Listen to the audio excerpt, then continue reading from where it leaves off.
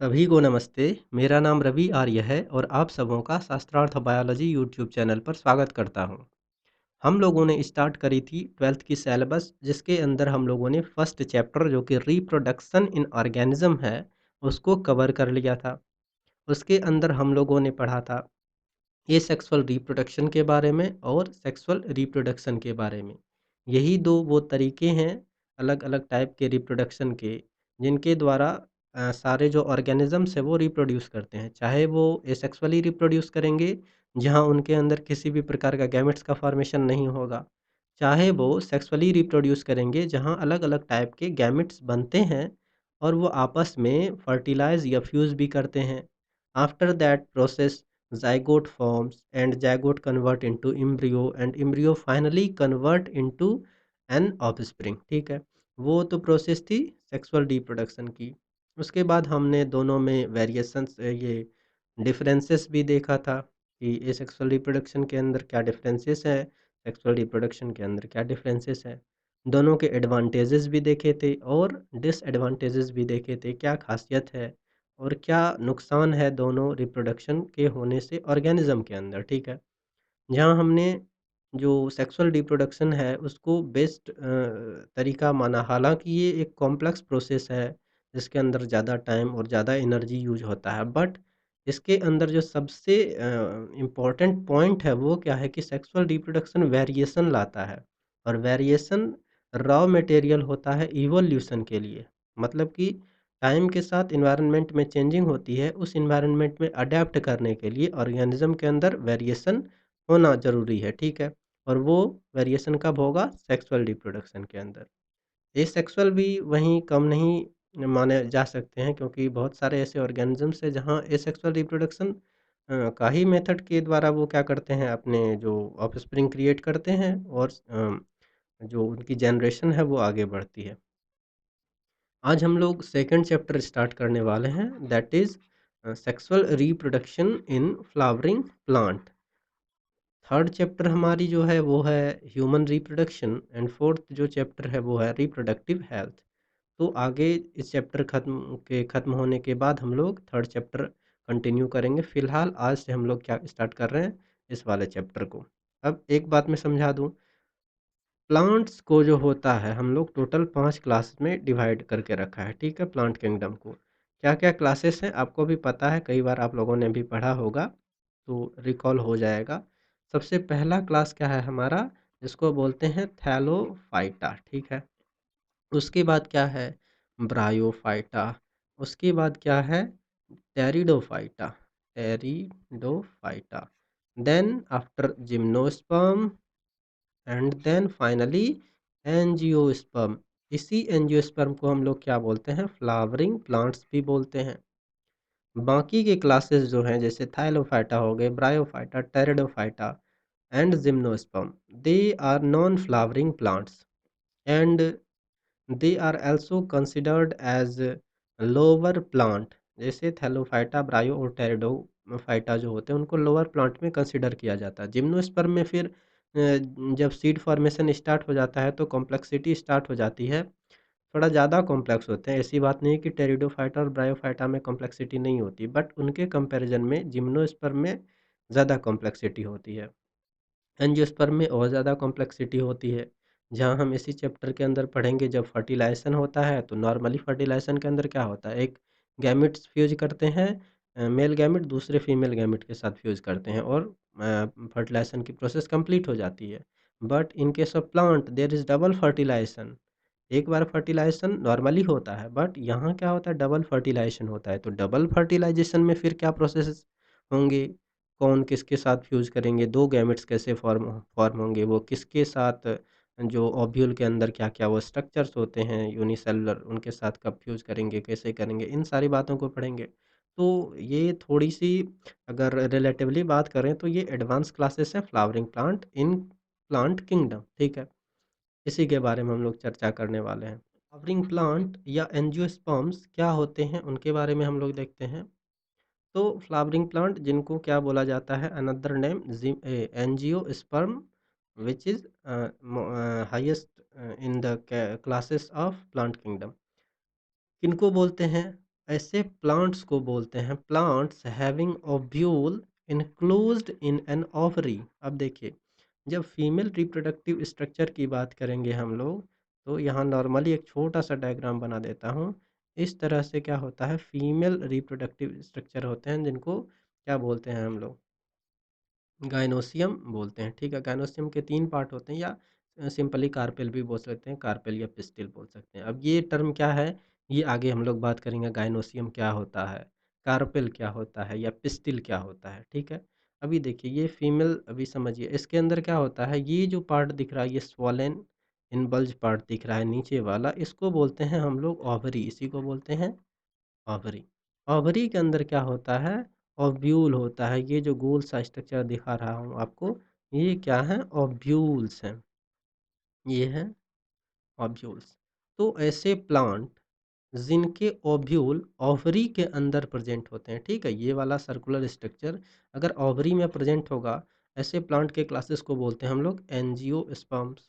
या फिर दूसरी भाषा में कहें तो seeded plants having ovule enclosed in an ovary and exhibiting double fertilisation important. ठीक है, तो ऐसे सीडेड प्लांट दोनों होते हैं। सीडेड प्लांट कौन होते हैं, जिम्नोस्पर्म भी सीडेड प्लांट होते हैं, और एंजियोस्पर्म भी सीडेड प्लांट होते हैं, बट हम यहाँ एंजियोस्पर्म की बात कर रहे हैं। तो ऐसे seeded plants having ovule, again वही बात है, इनक्लोज्ड इन एन ओवरी, अगर ओवरी के अंदर ओव्यूल बंद होंगे, और अगर ऐसे प्लांट डबल फर्टिलाइजेशन करते हैं, then the class will be the angiosperm.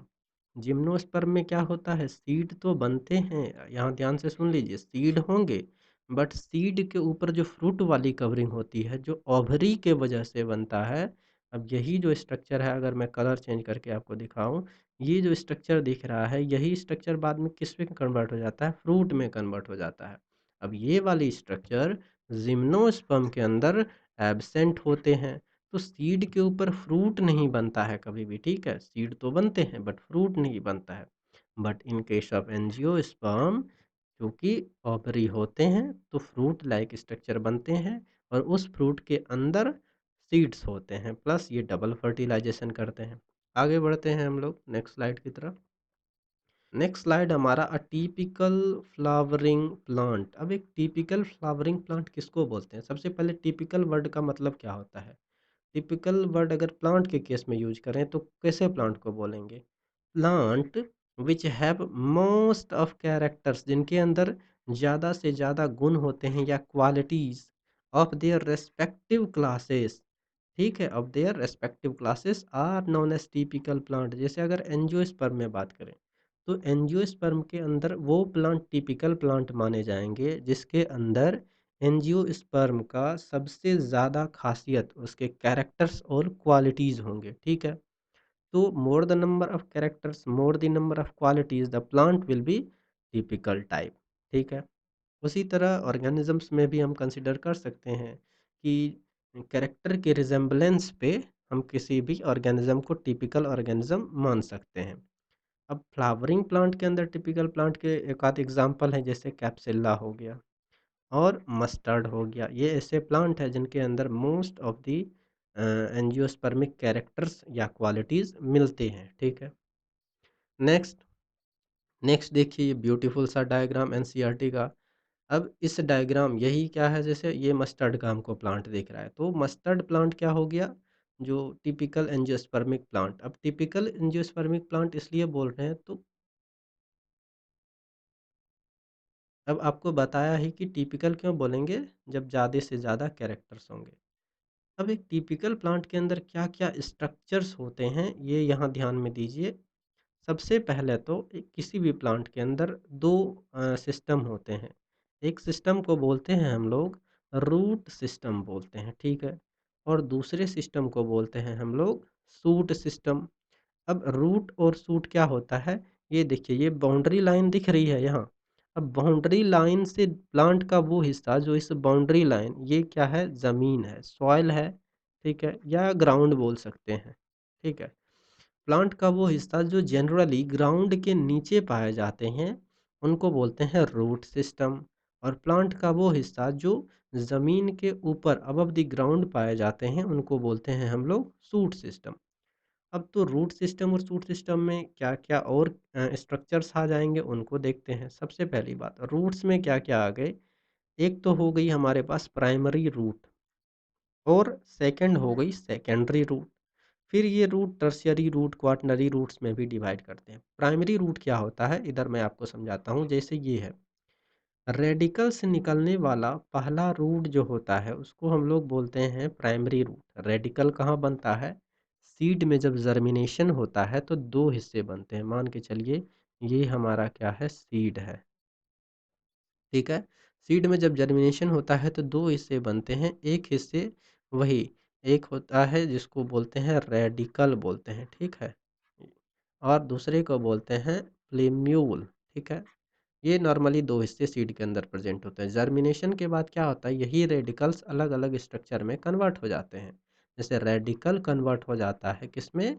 Roots में कन्वर्ट हो जाता है, और प्लीम्यूल कन्वर्ट हो जाता है शूट में कन्वर्ट हो जाता है। तो वहीं से रिलेट करके बता रहा हूँ कि रेडिकल से निकलने वाला जो रूट्स होता है, जिसके अंदर नॉर्मली सिंगल होंगे और ब्रांच नहीं होंगी, ऐसे रूट्स को बोलते हैं प्राइमरी रूट्स बोलते हैं। प्राइमरी रूट्स के अंदर जब ब्रांचिंग होती है, जैसे ये वाली आपको ब्रांचिंग दिख रही होगी, पहली ब्रांचिंग को हम लोग बोलेंगे सेकेंडरी रूट्स। अब सेकेंडरी रूट्स में भी अगर ब्रांचिंग हो गई आगे जा कर के, तो इसको क्या बोलेंगे? This is primary, this is secondary, this is tertiary. और ब्रांचिंग हो जाएगी तो क्वाटरनरी बोलेंगे। तो इस तरह से क्या होता है, ये इंक्रीमेंट में आगे बढ़ते जाते हैं। तो इन दोनों को, primary root, secondary root as well as जो लेटरल रूट्स होते हैं, उनको मिलाने के बाद हम लोग क्या जो बनता है वो क्या है? रूट सिस्टम, ठीक है? उसके अंदर वो हो जाएँगे, रूट सिस्टम हो जाएँगे। ऊपर की बात करें, ये तो बिलो द ग्राउंड हो गया। ऊपर की बात करें तो ऊपर क्या-क्या स्ट्रक्चर्स होते हैं? मेनली तो हम लोग 3 जाते हैं। जैसे बोल देते हैं कि स्टेम है, लीफ है, फ्लावर है, फ्रूट है। ये कुछ स्ट्रक्चर्स हैं। इसके अलावा भी जैसे बर्ड्स हो गए, ठीक है? Buds, buds are also part of shoot system, क्योंकि बर्ड्स जो होते हैं वो कहाँ बनता है? एक्सिल पे बनता है, ठीक है? अब एक्सिल किसको बोलते हैं हम लोग देखते हैं। नोड्स किसको बोलते हैं ये भी देखते हैं। इंटरनोड किसको बोलते हैं ये भी देखते हैं, ठीक है?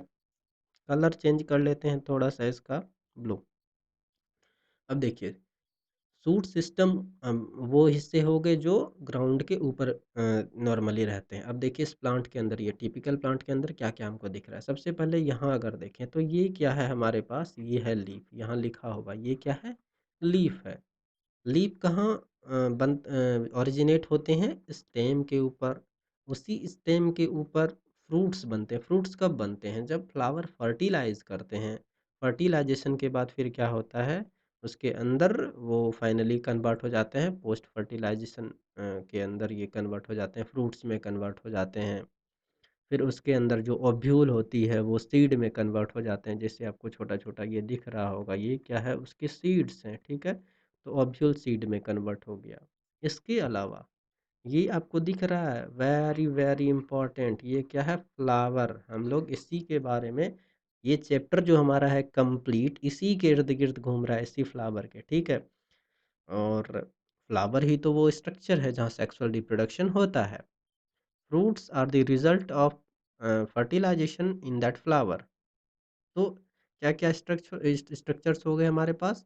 लीफ हो गया, स्टेम हो गया, फ्लावर्स हो गए और फ्रूट्स 4 हो गए। इसके अलावा क्या होता है?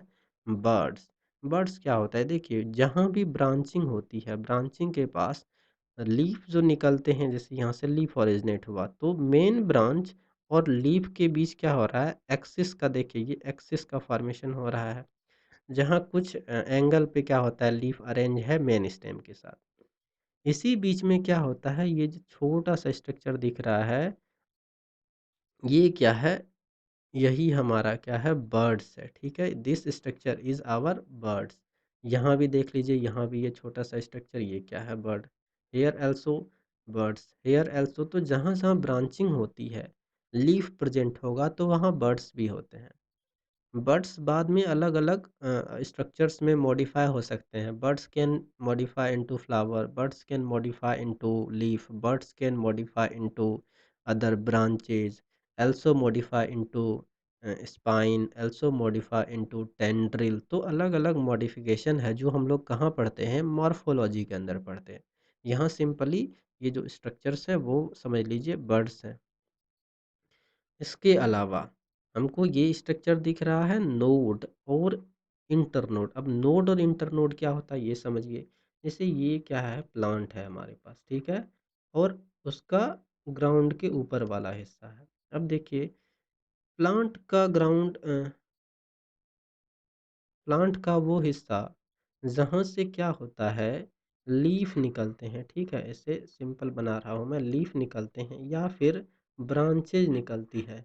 प्लांट का वो हिस्सा जहाँ से लीफ निकल रहा है या फिर ब्रांचेज निकल रहे हैं, उस हिस्से को हम लोग बोलते हैं नोड बोलते हैं। समझ गए? जहाँ-जहाँ से लीफ निकलेगा वहाँ-वहाँ नोड होगा, ठीक है? जहाँ-जहाँ से ब्रांच निकलेगा वहाँ-वहाँ नोड होगा।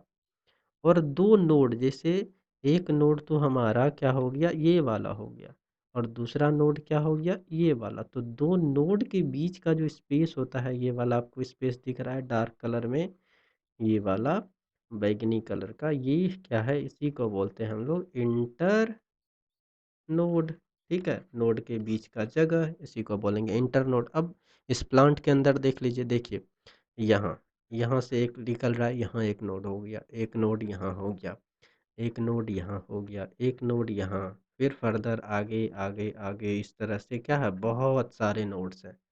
तो इसी हिस्से को देखिए, यहाँ ये एरो दिख रहा है, ये क्या हो गया? नोड। और 2 एरो, एक यहाँ, एक यहाँ। इस जगह को क्या बोलते हैं हम लोग? इंटरनोड बोलते हैं।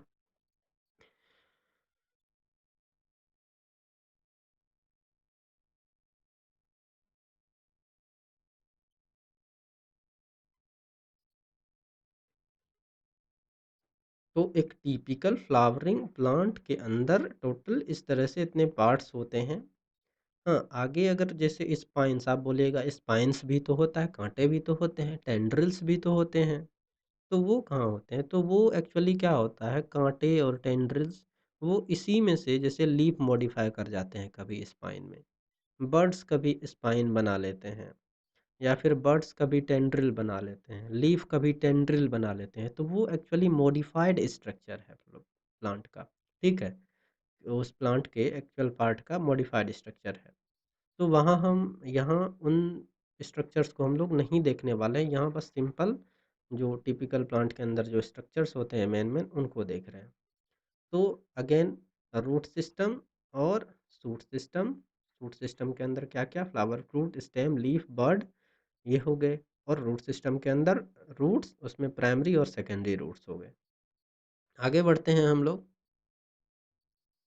अब देखिए नेक्स्ट स्ट्रक्चर क्या है? फ्लावर। अब ये ही वो स्ट्रक्चर है जिसके ऊपर ये कंप्लीट चैप्टर हमारा बेस्ड है। जैसे फ्लावर के बारे में पढ़ना है तो sexual reproduction in flowering plant he chapter का नाम है। फ्लावर के अलग-अलग स्ट्रक्चर्स के बारे में देखेंगे, मेल रिप्रोडक्टिव ऑर्गन के बारे में देखेंगे, फीमेल रिप्रोडक्टिव ऑर्गन के बारे में देखेंगे। मेल रिप्रोडक्टिव ऑर्गन जो कि क्या बनाएँगे? मेल गैमेट्स बनाएँगे, जो कि पॉलन ग्रेन होते हैं, वो कैसे फ़ॉर्म होते हैं। फीमेल रिप्रोडक्टिव ऑर्गन एग कैसे बनाएँगे, वो फिर उसकी जो कंप्लीट प्रोसेस है गैमेटोजेनेसिस की वो देखेंगे। गैमेट ट्रांसफ़र के बारे में देखेंगे, जहाँ पॉलिनेशन के बारे में पढ़ेंगे। उसके बाद हम लोग फर्टिलाइज़ेशन की इवेंट देखेंगे, जहाँ डबल फर्टिलाइज़ेशन होता है। फिर पोस्ट फर्टिलाइज़ेशन इवेंट के अंदर कैसे एम्ब्रियोजेनेसिस होता है, अलग-अलग स्ट्रक्चर्स बनते हैं। एम्ब्रियोजेनेसिस के बाद क्या-क्या चेंजिंग आती है प्लांट के अंदर, जो फ्लावर रिप्रोड्यूस करके फर्टिलाइज़ करते हैं। उसके अंदर क्या-क्या चेंजिंग आती है, ओव्यूल कैसे बनते हैं, सीड कैसे बनते हैं, फ्रूट कैसे बनते हैं। तो तमाम चीज़ें जो है वो कंप्लीटली बेस्ड हैं फ्लावर्स के ऊपर। जब भी फ्लावर क्या करेंगे, सेक्सुअल रिप्रोडक्शन करेंगे, तभी वो सारे प्रोसेस होंगे। अब एनसीईआरटी क्या लिखती है? Fascinating organ of angiosperms. Fascinating का मतलब क्या होता है? मन को मोहने वाला, है ना? जैसे बोलते हैं कृष्ण के बारे में, कृष्ण क्या है? मन को मोह लेते हैं। तो उसी तरह फ्लावर्स क्या होता है? फ़ैसिनेटिंग होता है, चित्त आकर्षित करने वाला होता है। जनरली भी आपने देखा होगा कि आप कहीं जाते हैं और वहाँ अगर ब्यूटीफुल सी फ्लावर लगी होती है प्लांट्स के ऊपर, तो आपका ध्यान ऑटोमेटिकली वहाँ चला जाता है। आप देखने लगते हैं उसके टेक्सचर को। अगर खुशबू आ रही होती है तो वहाँ से आप थोड़े और लंबे साँस के साथ स्मेल उसकी खुशबू लेने लगते हैं। या फिर जब आपने घरों में भी कई बार क्या होता है फ्लावर्स को लगाते हैं, मंदिरों में भी क्या होता है फ्लावर्स का यूज़ करते हैं।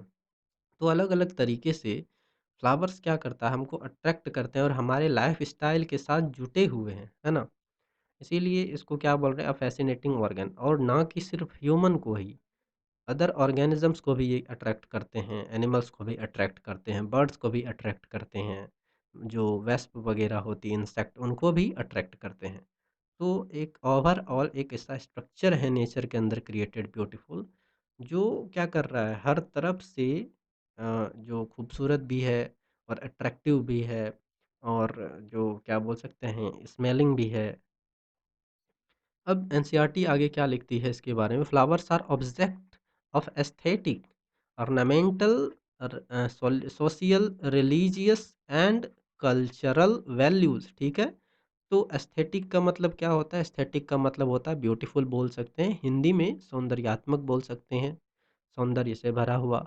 ऑर्नामेंटल सजावटी, सोशल सामाजिक या सांसारिक बोल सकते हैं, रिलीजियस, रिलीजियस का मतलब धार्मिक या मजहबी।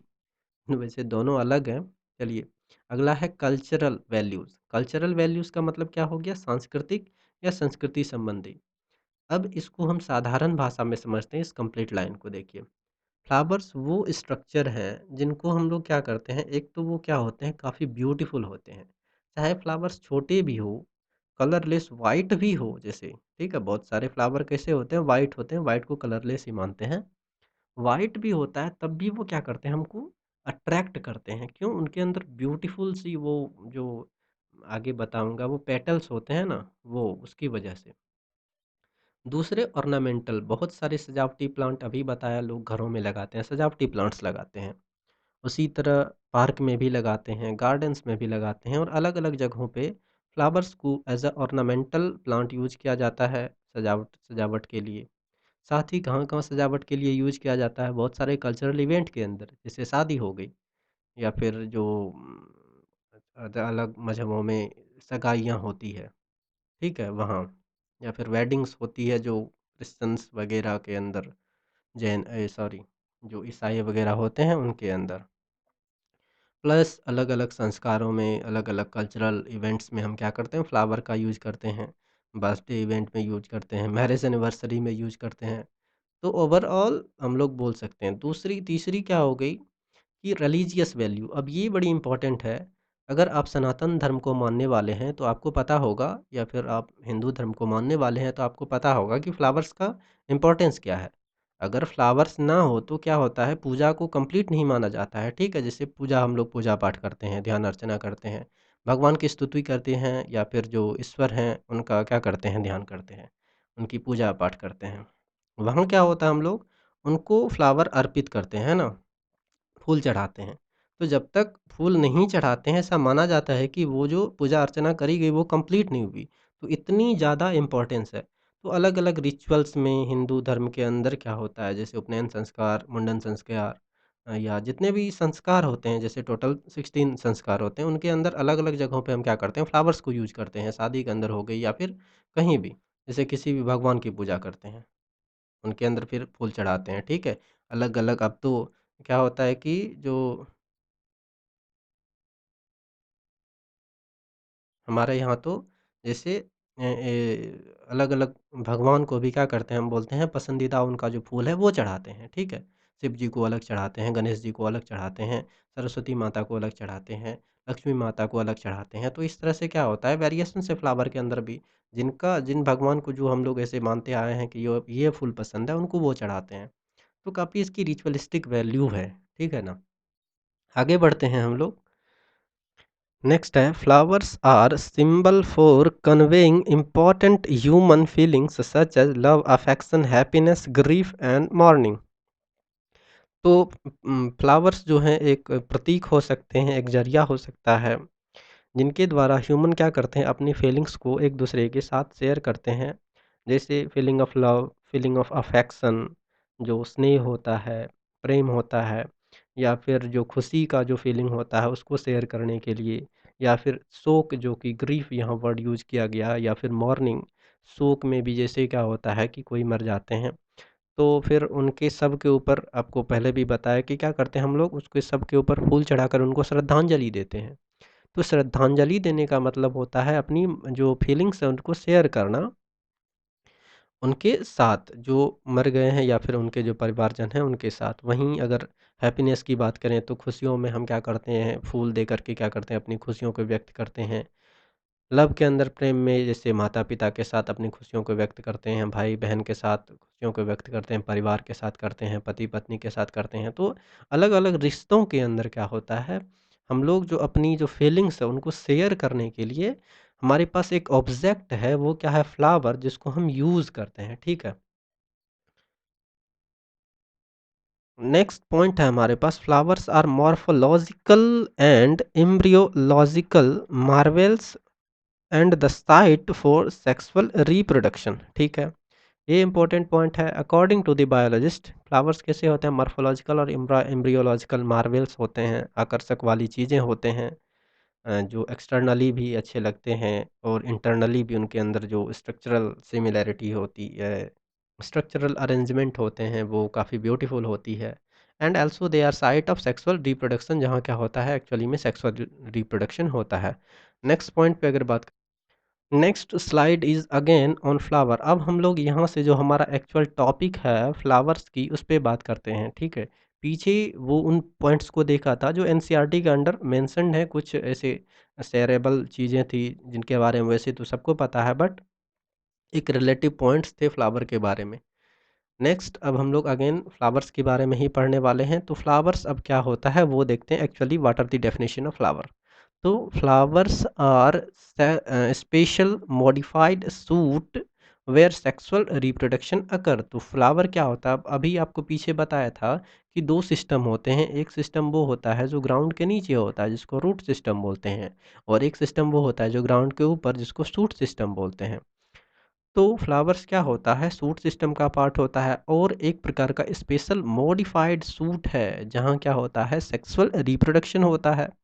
मॉडिफाइड सूट क्यों बोलते हैं स्टेम का वो हिस्सा जो क्या होता है आगे चल के कंडेंस हो जाता है, ठीक है। कंडेंस होने के बाद क्या होते हैं स्पेशल स्ट्रक्चर्स बनाते हैं जो एक्चुअली में क्या होते हैं फ्लावर्स होते हैं जहाँ नोड्स एक दूसरे के क्या होते हैं पास-पास आ जाते हैं। उसके बाद फिर वो थैलेमस लाइक स्ट्रक्चर बनाते हैं। थैलेमस लाइक स्ट्रक्चर बनाने के बाद उसके ऊपर अलग-अलग डिफरेंट पार्ट्स बनते हैं फ्लावर के जैसे कैलिक्स बना, कोरोला बना, एंड्रोसियम बनता है, गाइनोसियम बनता है। तो इस प्रकार से क्या होता है एक फ्लावर का स्ट्रक्चर कंप्लीट होता है। तो आगे देखते हैं इसके बारे में। नेक्स्ट पॉइंट है फ्लावर आर कंडेंस्ड सूट। अभी अगेन ऊपर लिखा हुआ था मॉडिफाइड सूट जो क्या होते हैं मॉडिफिकेशन से बनते हैं। किसके मॉडिफिकेशन से? सूट के मॉडिफिकेशन से या फिर एक प्रकार के ये कंडेंस्ड सूट होते हैं, जहाँ नोड्स और इंटरनोड एक दूसरे के क्लोज होते हैं और इसी वजह से उसके अंदर कंडेंसेशन आती है which perform sexual reproduction in angiosperms. अब इस चीज़ को समझते हैं जैसे नॉर्मली क्या होता है ये हमारा क्या है स्टेम है। स्टेम के अंदर वो हिस्से जहाँ लीव्स या ब्रांचेस आते हैं उनको क्या बोला था नोड्स बोला था और बीच वाले जो जगह होते हैं उनको इंटरनोड्स बोला था। अब फ्लावर में कंडेंसेशन क्या होता है? कंडेंसेशन में क्या होता है जैसे 1, 2, 3, 4 नोड दिख रहा है। फ्लावर जैसे ही स्टेम का हिस्सा ऊपर जाने के बाद क्या होता है कंडेंस हो जाता है इस प्रकार से, ठीक है? और थैलेमस बनाता है। थैलेमस के अंदर क्या होता है अलग-अलग नोड एक दूसरे के साथ काफ़ी क्लोज़ एसोसिएशन में इस तरह से प्रेज़ेंट होते हैं 1, 2, 3 एंड 4 इस तरह से प्रेज़ेंट होते हैं। तो देखिए यहाँ नोड्स के बीच में जगह देखिए जो नॉर्मल स्टेम है और एक मॉडिफाइड स्टेम के अंदर लीव्स के या ये सॉरी नोड्स के बीच में जगहों को देखिए क्या होता है दोनों के बीच में आपको डिफरेंस दिख रहा है। यहाँ क्या है ज़्यादा स्पेस है यहाँ क्या है कम स्पेस है। कम स्पेस का मतलब क्या हो गया कि वो स्ट्रक्चर कंडेंस हो गया या फिर वो स्ट्रक्चर मॉडिफाइड हो गए और इसी प्रकार से क्या होता है फ्लावर का फॉर्मेशन होता है। फ्लावर्स को और ब्लूम्स या ब्लूसॉम्स भी कहते हैं, ठीक है? आगे बढ़ते हैं। अब हम लोग बात करने वाले हैं structure of a typical flower. एक टिपिकल फ्लावर के अंदर क्या-क्या स्ट्रक्चर्स होते हैं? सबसे पहले हम लोगों ने क्या देखा? एक टिपिकल जो फ्लावरिंग प्लांट होता है उनके अंदर क्या-क्या स्ट्रक्चर्स होते हैं, रूट और शूट सिस्टम को देखा। अब हम लोग देखेंगे कि एक प्लांट के अंदर टिपिकली क्या-क्या स्ट्रक्चर्स होते हैं। जैसे ये डायग्राम एनसीईआरटी की दी गई है, इसको पहले देख लेते हैं। सबसे पहले ये वाला हिस्सा क्या है? ये वाला इस वाले हिस्से को हम लोग बोलते हैं पेडिसल। क्या बोलते हैं? पेडिसल बोलते हैं। पेडिसल आगे जाकर के क्या होता है? स्वेल कर जाता है इस तरह से। देखिए इस तरह से क्या हुआ? ये स्वेल कर गया इस तरह से। पेडिसल का वो हिस्सा जो आगे जाकर के एट द टिप स्वेल कर जाता है, इसको बोलते हैं हम लोग थैलेमस। क्या बोलते हैं? थैलेमस बोलते हैं। थैलेमस के ऊपर ही अलग-अलग होर्ल पाए जाते हैं। होर्ल क्या होता है? अभी हम लोग आगे देखते हैं। सिंपल बता देता हूँ, 4 टाइप के होर्ल होते हैं, आपको यहाँ दिख रहा होगा। एक तो हमारा ये वाला स्ट्रक्चर है, ये जो इस तरह से दिख रहा है, ये एक होर्ल है। दूसरा ये वाला जो स्ट्रक्चर दिख रहा है, ये दूसरा होर्ल है। तीसरा ये वाला जो स्ट्रक्चर दिख रहा है, ये एक होर्ल है और चौथा ये वाला जो स्ट्रक्चर दिख रहा है बड़ा, 4 होर्ल होते हैं। Calyx, Corolla, androecium and gynoecium. एक टिपिकल फ्लावर के अंदर, एक कंप्लीट फ्लावर के अंदर ये चारों स्ट्रक्चर पाए जाते हैं। फीमेल रिप्रोडक्टिव पार्ट के अंदर ये जो दिख रहा है ये वाला हिस्सा, यहाँ देखिए ये हो गया ओवरी, ये जो बड़ा सा स्ट्रक्चर। यहीं बीच में क्या होता है? इस तरह से ओव्यूल्स होते हैं। और ऊपर क्या होता है? ऊपर वही जब हिस्सा इलोंगेट कर जाता है, इसको स्टाइल बोलते हैं। इस वाले इलोंगेटेड हिस्से को क्या बोलते हैं? जो स्टॉक जैसा हिस्सा है, इसको बोलते हैं स्टाइल बोलते हैं। स्टाइल के ऊपर इस तरह से फैला हुआ हिस्सा होता है, इसको बोलते हैं हम लोग स्टिग्मा बोलते हैं। ये स्टाइल, स्टिग्मा और ओवरी, ये तीनों किसके पार्ट हैं? फीमेल रिप्रोडक्टिव सिस्टम के पार्ट हैं, गाइनोसियम के पार्ट होते हैं। एंथर और जो फिलामेंट है दूसरा यहाँ, एंथर और फिलामेंट किसके पार्ट होते हैं? मेल रिप्रोडक्टिव जो स्ट्रक्चर एंड्रोसियम होते हैं उनके पार्ट होते हैं। इसके अलावा दो और स्ट्रक्चर, सेपल एंड पेटल, ये दो फ्लावर के एसेसरी और या नॉन एसेंशियल स्ट्रक्चर्स होते हैं।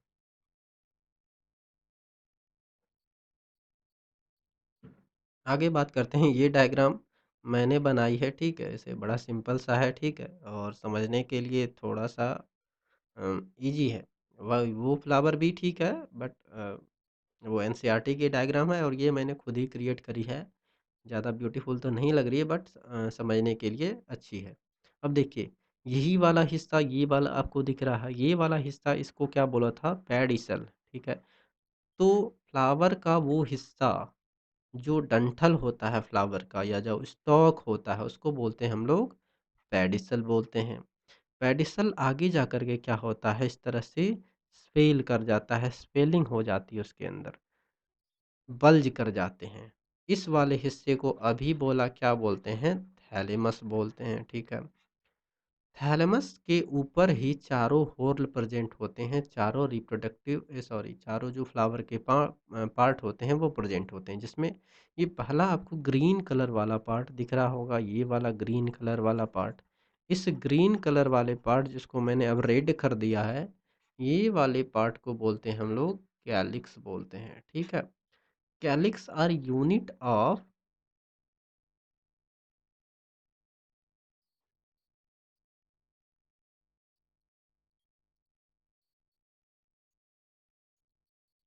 उसके बाद सेकंड आपको ये वाला स्ट्रक्चर्स दिख रहा है, ये ये जो एक्चुअली में फ्लावर के अंदर जो जो कलरफुल स्ट्रक्चर्स होते हैं, अलग-अलग कलर के, blue, white, pink, red, yellow, orange, अलग-अलग कलर्स के जो होते हैं, इस वाले हिस्से को हम लोग क्या बोलते हैं? इसको बोलते हैं कोरोला,